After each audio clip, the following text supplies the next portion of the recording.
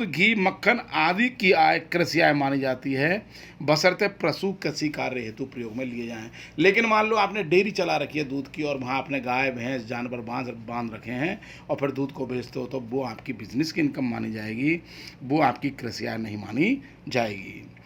तंबाकू को सुखाना, गन्ने के रस से गुड़ बनाना कृषि आय माना जाता है।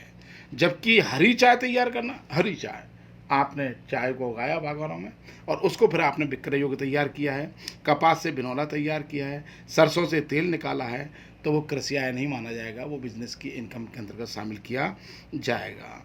एक ध्यान देना, चाय को उगाना, केवल चाय उगाई गई है और विक्रय योग्य नहीं बनाया गया तो 100% एग्रीकल्चर इनकम होगी। लेकिन कृषि चाय को आपने उगाया है, फिर भट्टियों में पकाया है और फिर उसे चाय बनाकर बेचा है, तो इसमें दो इनकम हो गई, एग्रीकल्चर इनकम और बिजनेस की इनकम, चूँकि बिजनेस प्रोसेस की गई है।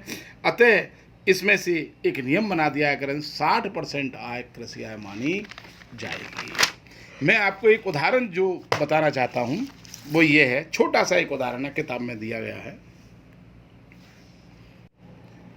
ये एक उदाहरण आपकी किताब में पेज नंबर 1.15 पर दिया गया है, इलस्ट्रेशन सेकंड। क्या निम्नलिखित आय कृषि आय, इस पर इनको समझना जरूरी है, क्या इनको एग्रीकल्चर इनकम माने या नहीं माने।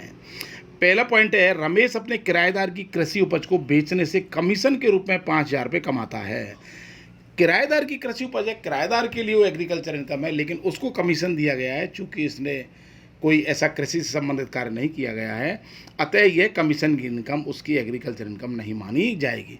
ये क्या पूछ रहा है इसमें, क्या ये एग्रीकल्चर इनकम है या नहीं है, पहला पॉइंट।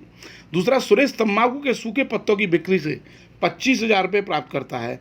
मैंने आपको पहले ही बताया था, तंबाकू के सूखे पत्तों को बेचने से आए, चूँकि इसमें कोई बिजनेस प्रोसेस नहीं हुई है, ऑटोमेटिक काम है, तंबाकू के पत्ते हैं वो सूख गए हैं, उनको बेचने से इनकम प्राप्त किया, तो यह एग्रीकल्चर इनकम मानी जाएगी।